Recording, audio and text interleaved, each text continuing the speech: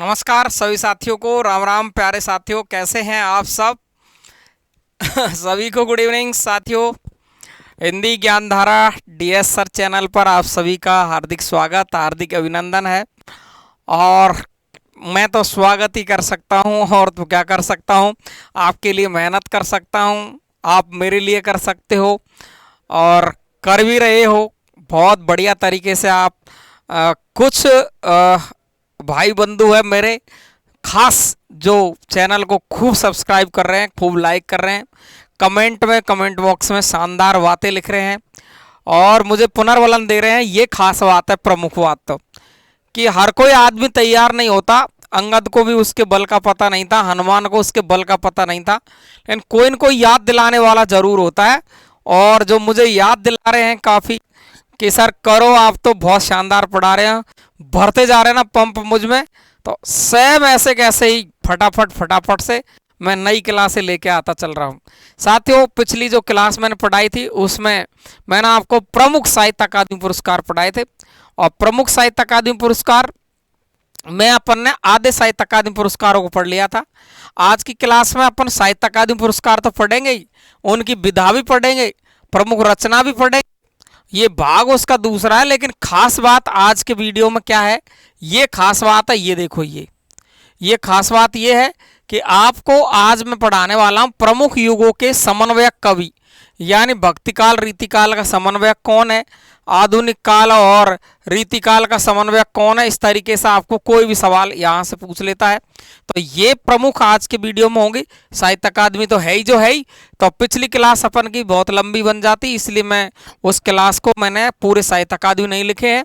और बात क्या करेंगे अपन, खास जो वर्तमान के जो साहित्य अकादमी पुरस्कार है, वर्तमान में ज्ञानपीठ है, आपके बिहारी पुरस्कार है, व्यास सम्मान है, इन सभी को मैं एक साथ लेके आऊँगा, यानी करंट वाले, क्योंकि ज्ञानपीठ है वो कम है, बहुत कम मिले हुए ज्ञानपीठ है ना, 10 12 15 ज्ञानपीठ होंगे जोर लगा के, तो ज्ञानपीठ पुरस्कारों को एक साथ ले लेंगे, व्यास सम्मान ले लेंगे, बिहारी पुरस्कार ले लेंगे, और करंट में जो साहित्य अकादमी पुरस्कार आपके मिले हैं उनको सबको एक क्लास में कंप्लीट कर देंगे।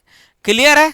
तो देखिए ध्यान से, तो कम समय में हम कर रहे हैं अच्छी तैयारी। हिंदी साहित्य के इतिहास की श्रृंखला में आप पढ़ रहे हैं हिंदी साहित्य, प्रमुख युगों के समन्वयक कवि, प्रमुख साहित्य अकादमी और इनकी विधा और प्रमुख रचनाएं अपन पढ़ रहे हैं। इसका भाग 2 पढ़ रहे हैं, पहला भाग अपन ने पढ़ लिया है।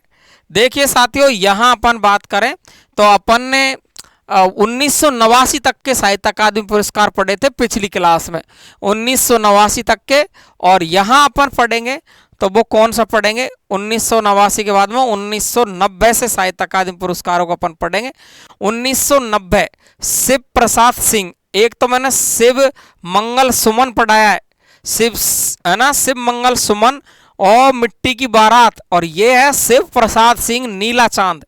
और नीला चांद जो रचना है ना, ये नीला चांद बहुत काफी मोस्ट है, ये है इनका उपन्यास। क्या है इनका उपन्यास है, 1990 में इनको इस पर साहित्य अकादमी पुरस्कार मिल चुका है। अच्छे तरीके से रटनी है ये सारी रचनाएं, कोई कसर आपको किसी भी कंडीशन में छोड़नी नहीं है, ये बात आपको ध्यान रखनी है। देखिए ध्यान से, शिव प्रसाद सिंह नीला चांद उपन्यास 1990 में मिला है। और देखिए गिरजा कुमार माथुर है, ये गिरजा कुमार माथुर, इनकी रचना है मैं वक्त के हूँ सामने, मैं वक्त के हूँ सामने, ये इनकी काव्य रचना है। कौन सी रचना है? काव्य रचना है। 1991 में इनको साहित्य अकादमी पुरस्कार मिला है। किसको? गिरजा कुमार माथुर। लेकिन यहीं इसके साथ ही मैंने आपको एक चीज और लिख दी है, एक चीज और लिखिए, इसको पहचानिए आप, गिरिराज किशोर, गिरिराज है वो और ये है गिरिराज किशोर, और यहीं पे मात खा जाएंगे हम। तो देखिए ध्यान से, गिरजा कुमार माथुर को तो मिला है वक्त के हूँ सामने काव्य पर, और गिरिराज किशोर को ढाई घर, इनका ये बहुत फेमस है, ये मैं कह रहा हूँ बिल्कुल बहुत ही फेमस है। ये इनका क्या है, देखना ध्यान से,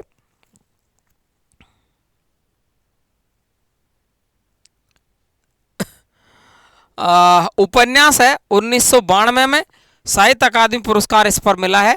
और गिरिराज किशोर ढाई घर उपन्यास 1992 में मिला है। एक है विष्णु प्रभाकर, और विष्णु प्रभाकर को अर्धनारीश्वर, और ये भी उपन्यास है, खास मोस्ट ध्यान रखेंगे। विष्णु प्रभाकर अर्धनारीश्वर उपन्यास है, 1993 में इनको साहित्य अकादमी पुरस्कार मिला है। ये सब अपन क्रम वाइज पढ़ रहे हैं। अगला पढ़ेंगे अपन कुंवर नारायण। कौन है ये? कुंवर नारायण है। और कुंवर नारायण को कोई दूसरा नहीं, ये तो कहते हैं कोई दूसरा है ही नहीं, मैं यूं, कोई दूसरा नहीं, ये काव्य है। और 1995 में इनको साहित्य अकादमी पुरस्कार मिला है कुंवर नारायण को। किसको? कुंवर नारायण को। तो शिव प्रसाद सिंह नीला चांद उपन्यास, और गिरिजा कुमार माथुर में वक्त के हूँ सामने काव्य, गिरिराज किशोर ढाईगर उपन्यास 1992 में, विष्णु प्रभाकर अर्धनारीश्वर उपन्यास है, ध्यान रखेंगे। कुंवर नारायण कोई दूसरा नहीं, ये काव्य। और सुरेंद्र वर्मा मुझे चांद चाहिए। नीला चांद शिव प्रसाद सिंह का, मुझे चांद चाहिए सुरेंद्र वर्मा को चाहिए चांद उपन्यास है ये देखो, सुरेंद्र वर्मा और मुझे चांद चाहिए, ये है उपन्यास। 1996 में इनको क्या मिला है? साहित्य अकादमी पुरस्कार मिला है। क्लियर है सभी को? शानदार तरीके से एक एक रचना क्लियर रट जानी चाहिए। और अगली रचना अपन देखेंगे तो देखिए लीलाधर जगूड़ी। लीलाधर जगूड़ी और इनका काव्य अनुभव के आकाश में चांद। चांद पर 3 रचनाएं ध्यान रखेंगे। एक तो नीला चांद। नीला चांद किसका है? अच्छे तरीके से ध्यान से रट लेंगे, शिव प्रसाद सिंह का है। मुझे चांद चाहिए सुरेंद्र वर्मा का है। और अनुभव के आकाश में चांद, ये काव्य रचना है किसकी? लीलाधर जगूड़ी की। 1997 में साहित्य अकादमी पुरस्कार मिला है। अरुण कमल देखिए, अरुण कमल है, इनको नए इलाके में गए। ये अरुण कमल जी कहाँ गए हैं? नए इलाके में गए हैं। ये भी इनका काव्य है। 1998 में इनको साहित्य अकादमी पुरस्कार मिला है। काफी मोस्ट अरुण कमल नए इलाके में पहुंच गए। लीलाधर जगूड़ी अनुभव के आकाश में चांद देख लिया है इन्होंने। विनोद कुमार शुक्ल है, इनकी रचना है दीवार में एक खिड़की रहती थी।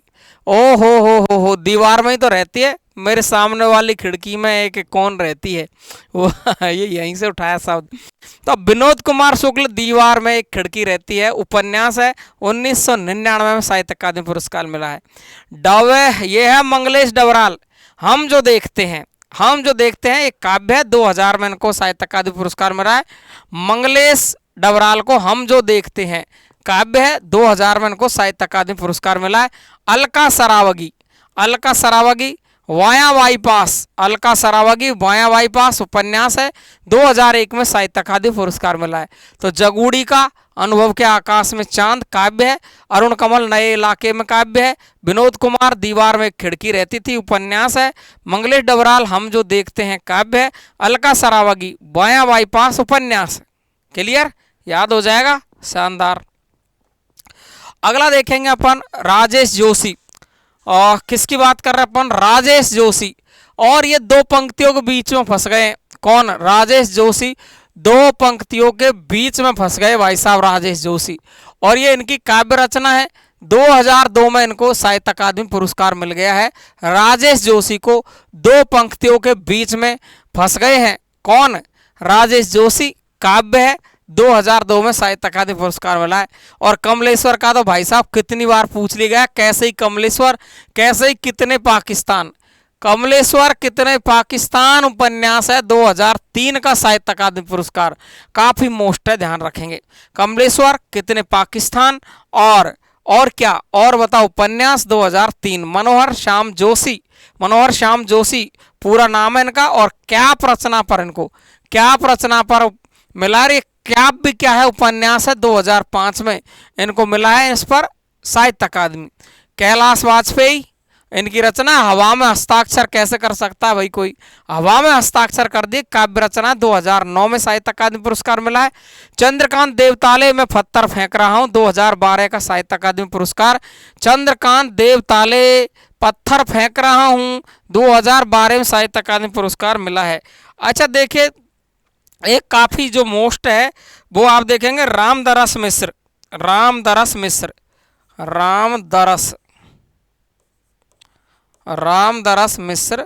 और रामदरस मिश्र को जो उपन्यास जो मिला है साहित्य अकादमी, वो आग की हंसी पर मिला है। आग की हंसी पर मिला है। और 2015 का साहित्य अकादमी पुरस्कार मिला है। काफ़ी मोस्ट है, ध्यान रखेंगे। आग की हंसी, आग की हंसी याद रख लेंगे। और एक है आपका नासिरा शर्मा, नासिरा शर्मा कौन है? नासिरा शर्मा, और इनकी रचना है पारिजात, पारिजात, पारिजात ये काव्य है। और यहाँ पर इनको मिला है 2016 का साहित्य अकादमी पुरस्कार। क्या क्या ध्यान रखोगे? साहित्य अकादमी पुरस्कार। आग की हंसी भी क्या है? काव्य है, ध्यान रखेंगे। तो आपको मैंने शायद कुछ छोड़ा नहीं है, कुछ छोड़ने की कोशिश नहीं की। अब तुम कहोगे सर 17, 18, 19, 20, 21 ये आते हैं करंट में, तो करंट के अपन अलग स्पेशल देखूंगा मैं, खास मोस्टन उनको अलग लेके चलूंगा। तो करंट वाले ज्ञानपीठ पुरस्कारों को पढ़ेंगे एक साथ में, वो कम है। और करंट वाले सवाल है, व्यास सम्मान है, और आपके बिहारी पुरस्कार है, मीरा पुरस्कार है, इनको अपन एक साथ में देखेंगे। तो देखिए, मैंने आपको नासिरा शर्मा का पारिजात और रामदास मिश्र की आग की हंसी, चंद्रकांत देवताले पत्थर फेंक रहा हूँ, कैलाश वाजपेयी हवा में हस्ताक्षर कर रहे हैं, मनोहर श्याम जोशी है क्या रचना पर उपन्यास पर, कितने पाकिस्तान उपन्यास है, कमलेश्वर का राजेश जोशी दो पंक्तियों के बीच में फंस गए। लेकिन ध्यान रखेंगे ये उपन्यास नहीं है, काव्य है। ये थे आपके प्रमुख उपन्यास, प्रमुख रचनाएं। जहां से हम गलती करते हैं काफी खास मोस्ट है। अब एक जहर मोस्ट वाली बात क्या है? वो ये है, देखो ये है खास मोस्ट वाली बात, यही तो बात है। और ये चीज आपको ऐसे ही नहीं मिलने वाली है मेरे राजाओं। ये जो चीज मैंने लिखी है ना, ये आपको ऐसे ही नहीं मिलने वाली है, बहुत मेहनत कर करके ये आपको ढूंढनी पड़ेगी मेरे राजाओं, बहुत ढूंढनी पड़ेगी, बहुत मेहनत करके, बहुत मेहनत करके ढूंढनी पड़ेगी। देखो ध्यान से सुनेंगे। भारतेंदु व द्विवेदी युग की योजक कड़ी, आपसे पूछेगा भारतेंदु व द्विवेदी युग की योजक कड़ी, तो आपका जवाब होगा बाल मुकुंद गुप्त।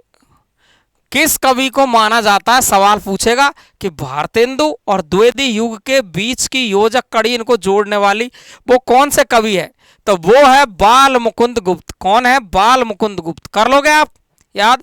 भारतेंदु और द्विवेदी युग, दोनों युग बाल मुकुंद गुप्त है। लेकिन आपसे पूछ ले कि भक्ति काल और रीति काल का समन्वयक कौन है? तो भक्ति काल के साथ में रीति काल जुड़ रहा है। ये देखो, भक्ति काल और रीति काल, अरे आधुनिक काल फिर भक्ति काल रीति काल, इनका दोनों का जोड़ा ही है। भक्ति काल और रीति काल का समन्वयक कवि पूछे तो जगन्नाथ दास रत्नाकर है, जगन्नाथ दास रत्नाकर है। भक्ति काल और रीति काल का समन्वयक कवि, ध्यान रखेंगे, जगन्नाथ दास रत्नाकर है। वेरी वेरी मोस्ट है। और यदि भक्ति काल के साथ में आधुनिक काल को जोड़ दे, भक्ति काल के साथ रीति काल, तो जगन्नाथ दास रत्नाकर, और भक्ति काल के साथ रीति काल को छोड़ करके आधुनिक काल को जोड़ दे तो आपका उत्तर है सत्यनारायण कविरत्न। सत्यनारायण कविरत्न जिन्होंने भ्रमरदूत रचना लिखी है, ध्यान रखेंगे। ब्रज कोकिल इनको कहा जाता है, सत्यनारायण कविरत्न को ब्रज कोकिल कहते हैं, ठीक है ना। और जकी नाम से जगन्नाथ दास रत्नाकर लिखते हैं, और ब्रज कोकिल है वो सत्यनारायण कविरत्न है। भ्रमरदूत एक रचना लिखी जिसमें गोपियों का वर्णन किया गया है, बहुत ही शानदार है ना। भ्रमरदूत है, ध्यान रखेंगे। भ्रमर गीत नहीं है, भ्रमर गीत नहीं है, भ्रमर गीत तो किसका है? सूरदास का। भ्रमरदूत, ध्यान रखेंगे। तो भारतेंदु द्विवेदी युग की बात करूंगा तो बाल मुकुंद गुप्त है। भक्ति काल के साथ रीति काल जोड़ूंगा, जगन्नाथ दास रत्नाकर है। भक्ति काल के साथ रीति काल को छोड़कर आधुनिक काल को जोड़ूंगा तो सत्यनारायण कविरत्न है। और आदिकाल और भक्ति काल, अब देखो ये तगड़ाई काम है। शुरू का ले लिया और फिर 2 नंबर का ले लिया, पहला और दूसरा यानी आदिकाल और भक्ति काल को मिलाएंगे तो ये है विद्यापति। आदिकाल और भक्ति काल के समन्वयक कवि है तो विद्यापति है। चारों के चारों इस तरीके से जहर तरीके से रट लेना है, सवाल बहुत ज्यादा आता है। भारतेंदु द्विवेदी युग की योजक कड़ी बाल मुकुंद गुप्त है। भक्ति काल रीति काल के समन्वयक जगन्नाथ दास रत्नाकर है। भक्ति काल और आधुनिक काल के सत्यनारायण कविरत्न है। लेकिन आदिकाल और भक्ति काल को मिलाए तो विद्यापति है। क्लियर है?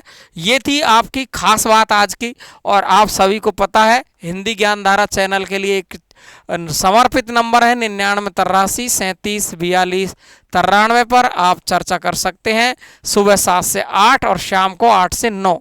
साथियों सभी को नमस्कार, बहुत बहुत धन्यवाद आप सभी को।